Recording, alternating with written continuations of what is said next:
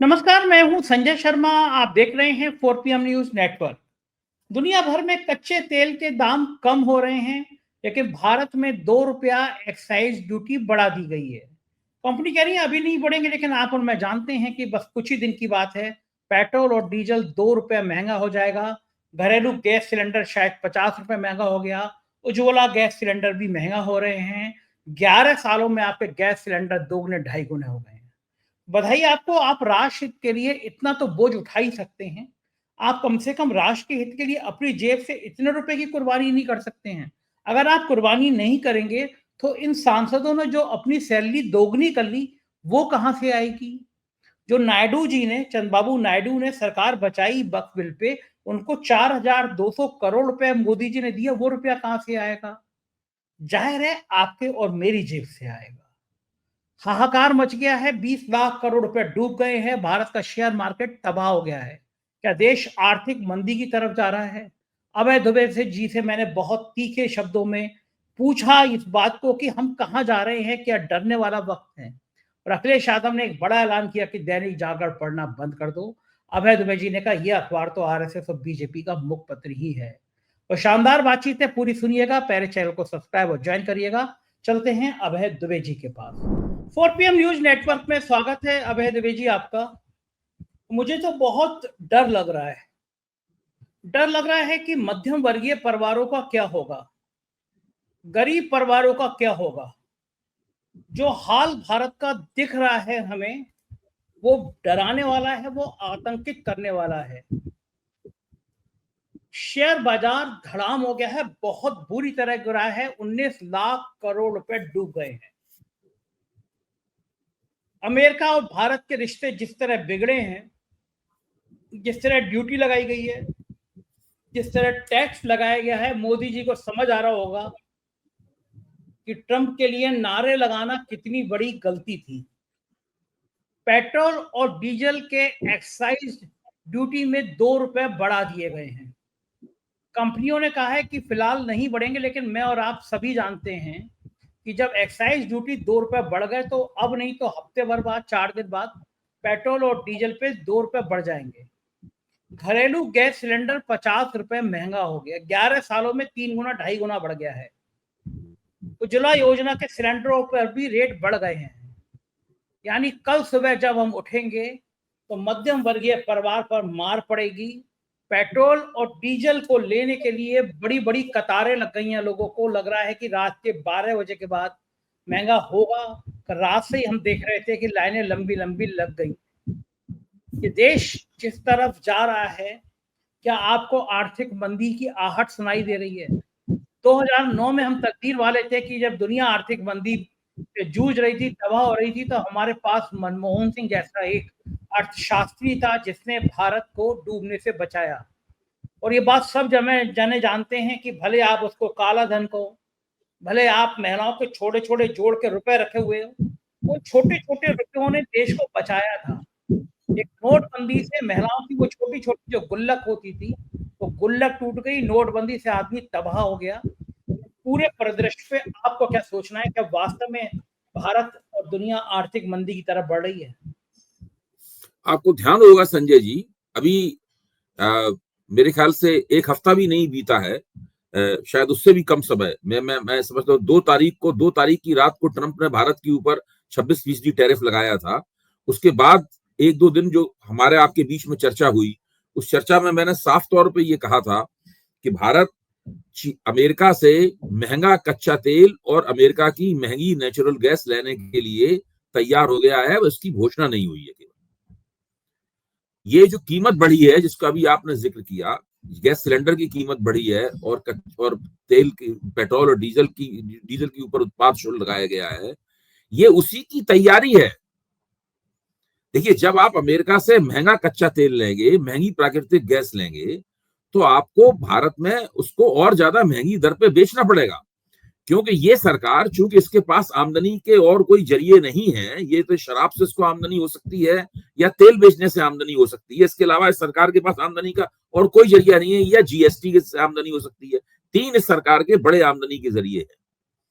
इसमें सरकार बिल्कुल ये इस बात को नहीं झेल सकती कि इसमें से कोई भी जरिया इसका कम हो जाए। अगर कोई भी जरिया कम होगा तो सरकार का दिवाला पिट जाएगा। अब आप देखिए, विडंबना देखिए, आज इंटरनेशनल मार्केट में कच्चा तेल $65 से भी नीचे चला गया।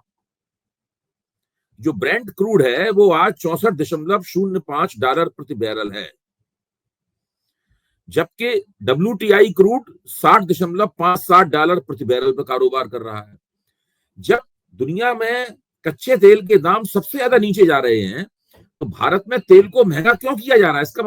इसका मतलब है कि या तो भारत अत्यंत सस्ती दर पर तेल खरीदने के बावजूद जनता को महंगी दर पर दे रहा है, या भारत को किसी न किसी मजबूरी से तेल ही कुछ महंगा मिल रहा है या मिलने वाला है। और अब हम लोगों के सामने स्पष्ट है, जो मिस्टर ब्रेंडन लिंच आए थे, अमेरिकी वाणिज्य प्रतिनिधिमंडल के चेयरमैन बन के यहाँ पे आए थे, और उन्होंने 25 तारीख से लेकर 29 तारीख तक जम के भारत के वाणिज्य अफसरों को डांटा फटकारा। वो सब यही सब चीजें तय करके गए हैं, वो पूरी सेटिंग करके गए हैं। ट्रंप ने भारत को पूरी तरह अपने सामने झुका दिया है। मोदी जी 100% उनकी कही हुई बातों पर चल रहे हैं, उन्हीं की बोली बोल रहे हैं, चाहे संयुक्त राष्ट्र संघ की आलोचना हो, चाहे कच्चा तेल खरीदने वाली बात हो, चाहे प्राकृतिक गैस खरीदने वाली बात हो, या अपने कृषि क्षेत्र को अमेरिकी माल के लिए खोलने वाली बात हो। मोदी जी बिल्कुल उसी के ऊपर चल रहे हैं। अभी जो जिसे अंग्रेजी में कहते हैं टिप ऑफ आइसबर्ग, ये तो बहुत थोड़ा सामने आया है।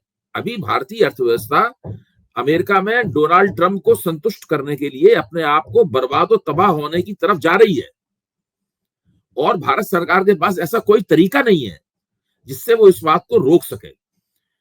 आत्मसम्मान की भावना इन लोगों में बिल्कुल नहीं है, खासतौर से अमेरिका के सामने राष्ट्रीय स्वयंसेवक संघ और भारतीय जनता पार्टी, ये अमेरिका के पुराने समर्थक हैं, आज के नहीं है, ये पुराने समर्थक हैं।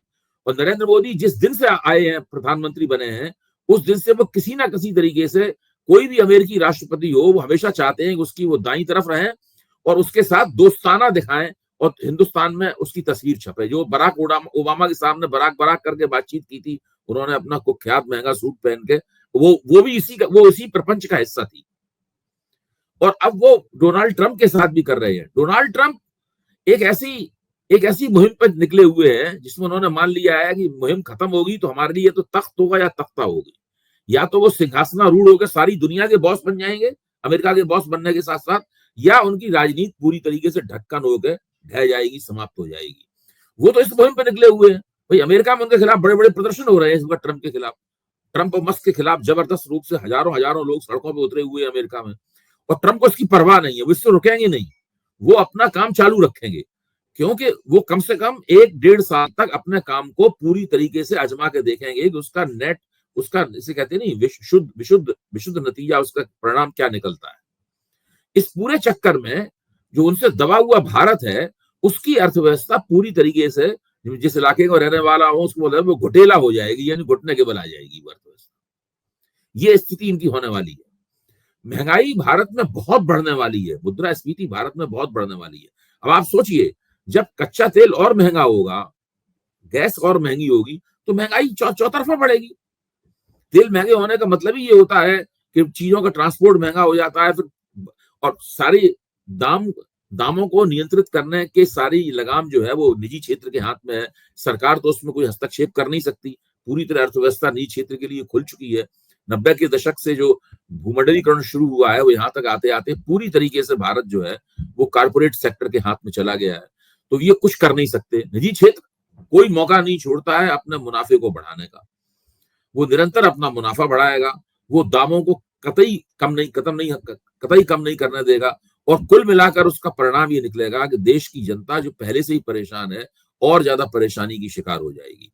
दूसरी तरफ आपने लोगों की नाराजगी को कम करने के लिए उनके सामने टुकड़े फेंकने का जो बंदोबस्त किया था, जिसको हम लोग लाभार्थी या बेनिफिशियरी कहते हैं, जिसको मोदी कभी कभी रेवड़ियां भी कहते हैं, आजकल तो कहना उन्होंने बंद कर दी है रेवड़ियां। तो वो उसकी हालत यह है कि आपने जो वायदे किए उस वायदे को कोई पूरा नहीं कर पा रहा है। हम लोग जानते हैं दिल्ली सरकार के बजट में इतना रुपया महिला सम्मान योजना के लिए रखा गया, उससे केवल 19 लाख महिलाओं को ही वो रकम मिल पाएगी जो उन्होंने चुनाव में वायदा किया था, जबकि उन्हें देना है 38 लाख महिलाओं को। इसका मतलब ये है कि अच्छा, ये भाजपा सरकार नहीं, हालत खराब है पूरी अर्थव्यवस्था की। तेलंगाना के मुख्यमंत्री जो कांग्रेस के हैं वो भी परेशान है, पंजाब के मुख्यमंत्री जो आम आदमी पार्टी के हैं वो भी परेशान है, वो भी नहीं दे पा रहे हैं, वो तो बिल्कुल नहीं दिया है उन्होंने जो वायदा किया था अभी तक। तो ये स्थिति बनी हुई है, लाभार्थियों की दुनिया पूरी तरीके से ताश के पत्ते की तरह ढहने वाली है। और जब लाभार्थियों की दुनिया ढहेगी, इतना गुस्सा पैदा होगा, मैं आपको बताऊं, इतना गुस्सा पैदा होगा, क्योंकि वो तो सीधे सीधे छल है ना, सीधे सीधे धोखा है, मतलब सीधे सीधे जनता के साथ किया गया फ्रॉड है। मतलब जब होगा इतना गुस्सा पैदा होगा, उससे हमारे लोकतंत्र के प्रति लोगों में आस्था पूरी तरह समाप्त हो जाएगी, और उसकी नाराजगी पार्टियों को, जनता को, सरकारी कर्मचारियों को, राजनीतिक कार्यकर्ताओं को, सबको देखनी पड़ेगी, झेलनी पड़ेगी। ये चीज धीरे धीरे ऐसे पकने लगेगी जैसे ही दुर्घटनाएं होना। मैं एक ऐसी भविष्यवाणी कर रहा हूं, ऐसा कयास लगा रहा हूं, इसको लगाते हुए मुझे बहुत दुख है, मैं नहीं चाहता हूं ऐसा हो। मैं अपना डिस्क्लेमर भी फाइल कर देना चाहता हूं यहाँ पे, मैं नहीं चाहता हूं ऐसा हो। भारत कोई श्रीलंका और बांग्लादेश नहीं है कि यहाँ की अर्थव्यवस्था या किसी एक सेक्टर की हालत इस तरह की हो। देखिए, इस हालत से निपटने के लिए भारत सरकार को बहुत ज्यादा गहराई में सोचकर योजना बनानी चाहिए थी। इन्होंने कुछ नहीं किया। ये लोग बस चुनाव में जीत गए, चुनाव में हम जीत गए, हिंदू हिंदू हिंदू, मुसलमान मुसलमान मुसलमान, यही सब करते रहे। इसी में इन लोगों ने अपना दिमाग खपाया। आज देखिए, मैं एक छोटी सी और इसमें बात जोड़ दूं, फिर आप दूसरा अपना सवाल पूछिएगा। जगन्नाथन साहब को हम लोग सब जानते हैं, वो भारत के दक्षिण पंथ के सबसे बड़े बुद्धिजीवियों में से एक है, गंभीर व्यक्ति है। वो दक्षिण पंथ के बुद्धिजीवी होने का मतलब ये नहीं है कि वो दक्षिण पंथ में जो गड़बड़ियां हो रही हैं उसकी आलोचना न करें। उनके लेखों को पढ़ने से हमेशा पता लगता है कि दक्षिण पंथ के भीतर क्या बहस चल रही है और उसमें क्या बेचैनियां पैदा हो रही है। उनका कहना है कि जो वक्फ बिल के खिलाफ नाराजगी है सारे देश में, वो नाराजगी बिल के खिलाफ इतनी नहीं है जितना वो ट्रस्ट डेफिसिट है। भारत के मुस्लिम समुदाय और एनडीए सरकार के बीच में किसी भी किस्म का कोई विश्वास नहीं रह गया है। ये उसका नतीजा है। बिल वगैरह बनते बिगड़ते रहते हैं, इतनी नाराजगी है, हर आदमी सुप्रीम कोर्ट की तरफ झपट रहा है। कौन नहीं सुप्रीम कोर्ट जा रहा है, हर व्यक्ति सुप्रीम कोर्ट जा रहा है इस बिल के खिलाफ। तो ये स्थिति है। जब ऐसी स्थिति में जो एनडीए की पार्टियां हैं उनको बहुत बड़े विद्रोह का सामना करना पड़ रहा है। उनके राष्ट्रीय प्रवक्ता जो है वो सामान्य तौर पर सारे अनुशासन का उल्लंघन करके नीतीश कुमार की आलोचनाएं कर रहे हैं। ये कोई छोटी मोटी घटना घटित नहीं हो रही है। पूरी देश की राजनीति बहुत इस वक्त गर्म हो चुकी है, और इसका पूरा का पूरा श्रेय दो बातों को। एक तो सरकार सिर्फ हिंदू मुसलमान करके ही चलना चाहती है, इसके अलावा ना उसके पास कोई विजन है, ना कोई दृष्टि है, ना कोई योजना है, ना उसने पहले से कोई पेशबंदी कर रखी है। और दूसरी तरफ भारतीय अर्थव्यवस्था आफत में आई हुई है, पहले से ही कमजोरी का शिकार थी, और ट्रंप साहब ने उस पर टैरिफ की जो मिसाइलें फेंकी हैं उससे बिल्कुल हम लोगों का पूरा शिराजा जो है वो तार तार हो गया। बिल्कुल ठीक कह रहे हैं। ऐसे माहौल में जब आम आदमी निराश है, परेशान है, सारा बजट गड़बड़ा रहा है, तो दूसरी तरफ कुछ दूसरी तस्वीरें भी दिखाई देती हैं। आम आदमी के दर्द को साझा करने के लिए, ये बताने के लिए हम तुम्हारे साथ खड़े हैं। सांसदों को अपनी सैलरी खुद आधी कर देनी चाहिए थी, मगर इस वक्त जब हर देश के हर इंसान की, बड़े उद्योगपति की बात ही कर रहा, मैं मध्यम वर्गीय गरीब तबके की बात कर रहा हूँ, उनकी आमदनी आधी रह जा रही है, खर्चे इतने बढ़ गए हैं। ऐसे मौके पे सबने मिलजुल के सांसदों ने अपनी सैलरी बढ़ा दी। एक ऐसे पत्रकार जो अपने रिश्वत मांगने के आरोप में तिहाड़ जेल में गए, जिनकी रिपोर्टें सिर्फ हिंदू मुसलमान करती है, हमारे आपके टैक्स के पैसे से उनको 15 करोड़ के पैकेज पे सरकारी एजेंसी प्रसार भारती में दिया जाएगा साल में। ये चीजें क्या है, आम आदमी को दर्द नहीं पैदा करती। हजारों करोड़ रुपया मीडिया पे फूक दिया जा रहा है, उनको दिया जा रहा है विज्ञापन के रूप में कि दिन भर वो हिंदू मुसलमान चलाए। अमेरिका में शेयर मार्केट ढहा तो लोग सड़कों पे आ गए। हमारे यहाँ बाजार खराब हुआ तो ये कब्र से औरंगजेब निकाल रहा है। कल उत्तर प्रदेश में एक मस्जिद के ऊपर चढ़ के फिर भगवा ध्वज फहराया जा रहा था। हमारे यहाँ आर्थिक परेशानी को खत्म कैसे हो, उसके लिए राहत देने की जगह ये सब किया जा रहा है।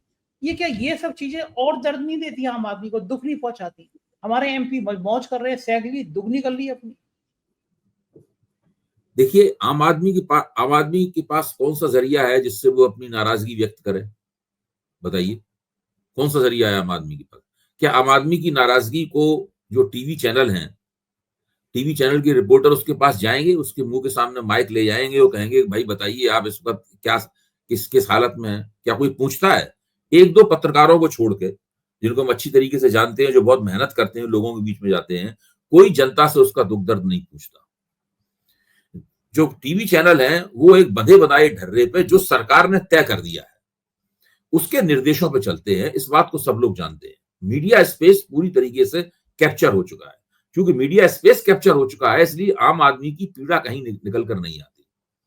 आज इस देश में स्थिति ऐसी है कि अगर मीडिया जरा भी ईमानदार होता तो इस वक्त सारे किसी चैनल या किसी अखबार के सारे पत्रकार सारे देश में यही पता लगा रहे होते कि भाई इस वक्त हिंदुस्तान का आम आदमी इस आर्थिक बदहाली के माहौल में किस तरीके से जीवित रह रहा है, वो किस तरीके से रोजी रोटी उसकी चल रही है, कि क्या सरकार के बारे में क्या सोच रहा है, वो नेताओं के बारे में क्या सोच रहा है, ये सब वो पता लगा रहे होते।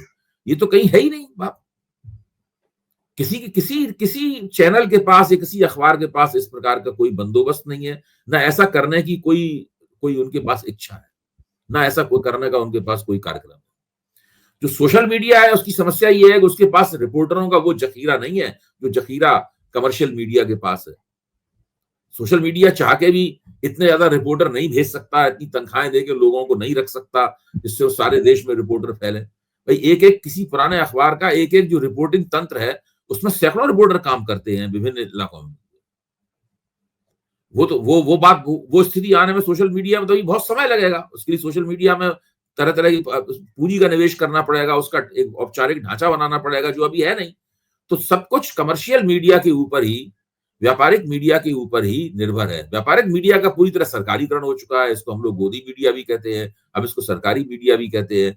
इसको जनता की तकलीफों से कोई वास्ता नहीं है। जैसे ही उसे पता लगता है कि सरकार चाहती है किसी मसले पे हिंदू मुसलमान किया जाए, वो फौरन शुरू हो जाता है। इस वक्त बंगाल में रामनवमी के सवाल पे चल रहा है, हर जगह यही चल रहा है। आज सवेरे शेयर मार्केट खुलते ही 20,000 करोड़ रुपए धम से गिरा। 20,000 करोड़ रुपए, 20,000 करोड़ रुपए का जो वैल्यू थी शेयर मार्केट्स की, मतलब शेयरों की, वो नष्ट हो गई। अच्छा, अब ये लगातार हो रहा है। आप देखिए पूरी फरवरी ये होता रहा, पूरा मार्च ये होता रहा, फरवरी के पहले से ये शुरू हो गया था। मुतबातिर ये सिलसिला जारी है और इसको रोक पाने की, इसको थाम पाने की कोई भी व्यवस्था सरकार के पास नहीं है। ये स्थिति है। ट्रंप ने तो सिर पे कफन बांधा हुआ है, मैं तो मानता हूं ट्रंप ने सिर पे कफन बांधा हुआ है। ट्रंप का मानना यह है कि हम जो तय करके आए हैं वो करेंगे, या तो हम राज करेंगे, या तो हम एम्परर हो जाएंगे, सारी दुनिया के सम्राट बन जाएंगे, या हमारा खात्मा हो जाएगा, हम इतिहास के कूड़ेदान में चले जाएंगे। इसके लिए वो तैयार बैठे हुए हैं। सवाल ये, क्या मोदी जी भी इसके लिए तैयार बैठे हुए? असली बात यही है। सवाल ये है, क्या भारत के हुक्मरान जो है इसके लिए तैयार बैठे हुए हैं? और ध्यान कीजिए, जब लोकतंत्र के प्रति निराशा होती है तो वो निराशा केवल सरकार के प्रति नहीं होती, वो विपक्ष के प्रति भी उतनी ही होती है। लोग विपक्ष को भी उसका उतना ही जिम्मेदार मानते हैं। हालांकि भारत में विपक्ष काफी प्रोटेस्ट कर रहा है, काफी विरोध कर रहा है। अभी देखिए वक्फ बिल के ऊपर जब वोटिंग हुई लोकसभा में, तो आप देखिए कितना अंतर दोनों के बीच में कम है। एक भी विपक्षी वोट इधर उधर नहीं हुआ, सबने कटिबद्ध होकर वहां पर उसके खिलाफ वोट किया। कोई इसके अंदर गड़बड़ी हुई, विपक्ष में संपूर्ण एकता थी इस सवाल के ऊपर। कोटी कहने को उधर तो जो वक्फ का समर्थन किया तो नायडू को 4200 करोड़ का गिफ्ट दे दिया उनके ड्रीम प्रोजेक्ट के लिए। ये तो खुलेआम रिश्वत है। हाँ, अब देखिए ये जो रुपया दिया गया है, ये जो रुपया दिया गया है, आप ये बताइए इस वक्त देश जो आर्थिक स्थिति है उसमें इस प्रकार की रकम देने की क्या आवश्यकता थी? सरकार इसके पीछे तर्क क्या है? इसके पीछे तर्क क्या है? भाई आपने क्यों दिया? आपकी सरकार की हालत क्या है? उसके रेवेन्यूज की हालत क्या है? सरकारी आमदनी की हालत क्या है? खर्चों की हालत क्या है? ये तो जो जिस वक्त इस देश में हो रहा है सारा का सारा नी जर्क रिएक्शन है। सारा का सारा ये है कि बस किसी तरीके से जो समस्या सामने खड़ी हुई है उसको उससे निपट लिया जाए। पूरी तरीके से मीडिया पे जो रुपया, आपने 15 करोड़ वाले पत्रकार का जिक्र किया, तो मीडिया पे जो रुपया सरकार खर्च कर रही है वो प्रचार और हेडलाइन मैनेजमेंट, सुर्खियों का प्रबंधन कैसे किया जाए। सरकार सोचती है कि इस तरह करके थोड़ा और समय खरीद लेगी वो। देखिए, ये जो रुपया खर्च किया जा रहा है उसके लिए सरकार अपने जिंदा रहने का वक्त खरीद रही है। यही है, जिंदा रहने का वक्त खरीद रही है, जिंदा रहने का वक्त खरीद रही है। वरना देखिए, अगर हेडलाइन, अब सरकार सोचती है अगर हेडलाइन मैनेजमेंट भी नहीं होगा तो नाराजगी और तेजी के साथ बढ़ेगी। बिल्कुल ठीक बात है। आज उत्तर प्रदेश में भी एक खासा रिएक्शन हुआ। अखिलेश यादव ने प्रेस कॉन्फ्रेंस करी। बहुजन समाज पार्टी के 3 बार मिनिस्टर है दद्दू प्रसाद शामिल हो गए थे। तो अखिलेश यादव ने आज दैनिक जागरण में बड़ा हमला बोला, और ये मुझे लगता है कि अब ये गोदी मीडिया का ये दिन आने ही थे किसी ना किसी दिन। उन्होंने कहा कि मेरे मकान के लिए एक कॉन्फ्रेंसी रची गई थी जब मेरे को बदनाम करने के लिए। एक आईएएस अफसर अवनीश अवस्थी का नाम लिया, कहा कि दैनिक जागरण का अखबार पढ़ना बंद कर दें लोग, ये अखबार आप इस सत्ता के विरोध में है। मतलब इस तरह आपको लगता था कि अखिलेश यादव इस तरह नाम लेकर हमला कर सकते हैं किसी मीडिया संस्थान का? अरे भाई, आप क्यों भूल रहे हैं संजय जी, जब मुलायम सिंह यादव उत्तर प्रदेश के मुख्यमंत्री थे, मैं बहुत पुरानी बात बता रहा हूँ, 90 के दशक की बात बता रहा हूँ, जब मुलायम सिंह यादव उत्तर प्रदेश के मुख्यमंत्री थे, उन्होंने दैनिक जागरण के खिलाफ हल्ला बोल कार्यक्रम दिया था समाजवादी पार्टी के कार्यकर्ताओं को। खुलेआम समाजवादी पार्टी के कार्यकर्ता दैनिक जागरण के दफ्तर पर तकरीबन टूट पड़े थे और घेराव कर लिया गया था। हालत ये होगा, चूंकि इस वक्त सत्ता में नहीं है समाजवादी पार्टी, सत्ता में कांग्रेस है, इसलिए दैनिक जागरण इतना चिंतित नहीं होगा। अगर इस वक्त अखिलेश मुख्यमंत्री होते या सत्ता में होते तो इस वक्त बहुत चिंतित होता। उसके बाद क्या हुआ, बड़ी मुश्किल से वो घेराव को छुप छुपा के वहां से दैनिक जागरण के मालिकान निकले और वो रात में चुपचाप जाके मुख्यमंत्री से मिले। सब अखबारों में छपा था पूरा का पूरा, ये मुझे याद है अच्छी तरह। अच्छा। और जाके वहां पैरों में गिर पड़े कि माफ कर दीजिए। तब फिर मुलायम सिंह ने उनको माफ कर दिया। तो समाजवादी पार्टी और दैनिक जागरण के संबंधों में ये बात पहले भी घटित हो चुकी है। अभी तो अखिलेश ने केवल अपील की है, मुलायम सिंह जी ने तो हल्ला ही बोल दिया था उनके खिलाफ। मायावती ने भी हल्ला बोला था, एक बार मायावती ने भी हमला बोला था दैनिक जागरण के खिलाफ। हाँ, देखिए दैनिक जागरण तो खुले तौर पर बीजेपी और राष्ट्रीय स्वयंसेवक संघ का अखबार है। उनको तो उनका माउथ पीस डिक्लेयर कर देना चाहिए, भाई ये अखबार हमारा माउथ पीस है, हमारा मुखपत्र है, घोषित कर देना चाहिए। उसके मालिक जो है भाजपा के सांसद रह चुके हैं। उनके मालिक जब किताब लिखते हैं, कोई किताब लिखते हैं तो उसमें सरसंघचालक आकर उसका विमोचन करते हैं। ये सब होता रहा है उसमें। बिल्कुल ठीक कह रहे हैं। तभी आज फिर तेजी थी। उधर बिहार में राहुल गांधी पहुंचे आज कन्हैया कुमार के समर्थन में। उन्होंने सब सफेद टी शर्ट पहन के आज रैली निकाली और बहुत कसके राहुल गांधी ने हमला बोला। उन्होंने कहा कि अमेरिका के राष्ट्रपति ने भारत के शेयर बाजार की धज्जियां उड़ा दी और फिर संविधान की बात करी आज। और गिरिराज किशोर कह रहे थे कि इनको राहुल गांधी को तो भगवे रंग से चिड़े, इसलिए सफेद टी शर्ट पहनने का आह्वान कर दिया। अब बताइए, सफेद टी शर्ट से भी इनको चिड़ोगी बीजेपी को? इसका क्या राज? देखिए, गिरिराज सिंह को तो और कुछ आता नहीं है। सॉरी, मैं गिरिराज मुसलमान सनातन जी, हिंदू मुसलमान सनातन के अलावा गिरिराज सिंह को और कुछ आता नहीं है, और कोई एंगल उनको पता नहीं है। पता नहीं बीजेपी वाले देख पा रहे हैं नहीं देख पा रहे हैं। इस वक्त कन्हैया कुमार हो या राहुल गांधी के नेतृत्व में कन्हैया कुमार है, तेजस्वी यादव, इन सब लोगों की एक ही पिच है, वो है बेरोजगारी का सवाल। कन्हैया कुमार के साथ इस यात्रा में राहुल गांधी हैं, वहां भी वो बेरोजगारी, पलायन रोको, रोजगार दो, यही नारा है उनका। यही नारा है और इसी के ऊपर वो जोर दे रहे हैं। और वो जानते हैं कि अगर वो 2-3-4 महीने तक इस नारे को चलाते रहे और कार्यक्रम करते रहे तो फिर भारतीय जनता, तो इस वक्त जो एनडीए है, एनडीए जो ऊपर से देखने में काफी उसका सामाजिक समीकरण मजबूत लगता है, यहाँ तक कभी कभी मुझे महागठबंधन से भी ज्यादा मजबूत लगता है, वो दरक जाएगा। क्योंकि पिछली बार जो 2020 में जो तेजस्वी यादव ने जबरदस्त टक्कर दी थी, चुनाव जीतते बचे थे, उसमें भी बेरोजगारी वाला मसला ही उसके केंद्र में था। फिर से इन लोगों की पूरी कोशिश है कि बेरोजगारी वाले मसले को केंद्र में लाएं। बिहार में जिस तरह राहुल गांधी कमान संभाल रहे हैं कन्हैया के साथ, क्या संकेत लग रहा है कि बिहार की परिस्थितियां मुश्किल होती जा रही है? नीतीश ने जिस तरह वक्फ बिल का समर्थन किया है, मुस्लिम से बहुत नाराजगी है। ये तमाम नीतीश की पार्टी के लोगों ने इस्तीफा दे दिया, पार्टी छोड़ दी है। जगह जगह नीतीश के पोस्टर जलाए जा रहे हैं। तो लगता है कि नीतीश कुमार एक बड़ी गलती कर रहे हैं एनडीए में रहकर, या मोदी जी की ऐसी नीतियों का समर्थन करके। देखिए, अब उनके सामने और कोई चारा नहीं है। जो अगर गलती कर रहे हैं तो गलती का वो खामियाजा भुगतेंगे। अब वो, मुझे नहीं लगता कि नीतीश कुमार के सामने कोई चारा है, बशर्ते नीतीश कुमार को कहीं अगर ये लग गया 1-2 महीने के अंदर कि भाजपा ने उनको मुख्यमंत्री पद से हटाने की चुनाव से पहले या चुनाव के बाद कोई योजना बना ली है और उसकी उन्हें सुगगार लग गई, तब तो वो कुछ भी कर सकते हैं। लेकिन मौजूदा स्थिति में मुझे लगता है कि वो दोनों एक या तो साथ साथ डूबेंगे या साथ साथ तैरेंगे। इसके अलावा उनके सामने और कोई चारा नहीं है। अच्छा, अब चूंकि वो लगातार सरकार में है, सरकार चला रहे हैं, तो एंटी इनकम्बेंसी जो होगी उन्हीं के खिलाफ होगी। Anti incumbency, Bharatiya Janata party उनके पीछे छिप जाती है। वो ऐसा जब फायदा होता है तो फायदा खुद लेने की कोशिश करती है, और नुकसान होता है तो कह देता है ये नीतीश कुमार के खिलाफ एंटी इनकम्बेंसी है। भाजपा को तो रवैया ये है। बिल्कुल ठीक बात है। देश की राजनीति ऐसी गर्म होती रहेगी। बहुत बहुत शुक्रिया अभय जी, आपने हमसे बातचीत की। Thank you. ये थे अभय दुबे जी, और मुझको यकीन है ये बातचीत आपको पसंद आई होगी। अपने प्यार भरे कमेंट से जरूर बताइएगा बातचीत कैसी लगी। शुक्रिया, थैंक यू।